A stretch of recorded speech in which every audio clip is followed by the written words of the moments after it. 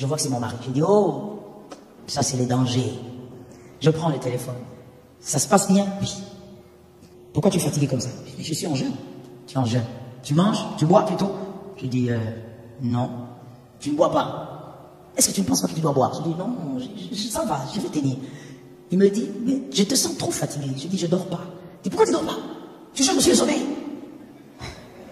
J'ai dit, non, non, non. Le sommeil ne vient pas. Il me dit, ah, mais est-ce que tu sais pourquoi ton sommeil ne vient pas? J'ai dit, mais c'est ça, ce sont des combats. Je ne vous parle pas du voisin, hein, je parle de moi. J'ai dit, ce sont des combats, chérie, je t'ai dit, je suis menacé. Prie, toi aussi, là-bas, on voit le feu. Il m'a dit, ce ne sont pas des combats. Ce ne sont pas des combats. Lorsque tu fais longtemps sans boire, ça te coupe le sommeil. J'ai dit, non, comment, moi des actes. Il m'a dit, mais vérifie alors, vérifie toi-même. Je suis allé checker. J'ai checké, je suis entré Google. Effectivement, vous restez longtemps sans boire, ça vous ôte le sommeil. Et donc, vous ne dormez pas. J'ai dit, mais ce n'est pas possible. Maintenant, comment je le fais? J'ai dit, bon, je vais boire. Je suis allé au 6e jour. Je prends l'eau, je bois. Je dis, maintenant, le sommeil va venir. Mon frère, le sommeil n'est pas venu. Le corps, c'est tout un mécanisme. J'étais là, comme ça, les yeux ouverts, mais le corps, il est comme il est cassé. Au 7e jour. Heureusement que mon mari est venu me chercher. Je vous assure que je n'avais même pas la force de faire 2 pas en avant. Il est venu me chercher. Il m'a dit, on part, on sort. Je lui ai dit, on va sortir, on attend l'heure. Il m'a dit, merci beaucoup. C'est aujourd'hui que tu sauras que c'est moi le chef. Tu t'es soulevé, on sort. J'ai marché, vous savez, je sortais de cet appartement comme si j'étais allé mourir. Les gens me regardaient. Mais qu'est-ce que c'est quoi ça? Elle était venue mourir, les moi. Ça veut dire, la prière m'a créé des problèmes. Mon frère, la vérité c'est quoi? C'est que je ne pouvais pas faire autant de jeûnes. Un jeune pareil, en train de travailler.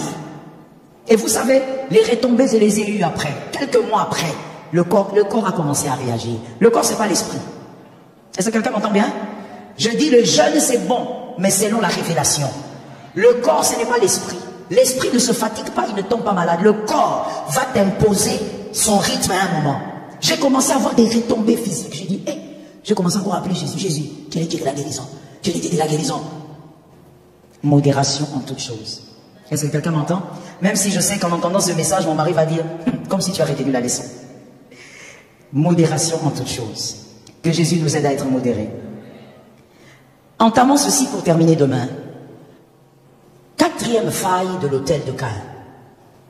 Parce que rappelez-vous que c'était la 3e faille qui nous a amené à tout ça. C'était le manque d'honneur. 4e faille aujourd'hui de l'autel de Caïn. L'autel de Caïn était suspendu à celui d'Abel. L'autel de Caïn était suspendu à celui d'Abel. Voilà la faille. L'une des failles. Que ton autel dépende de Dieu. Que ton autel dépende de ton cœur.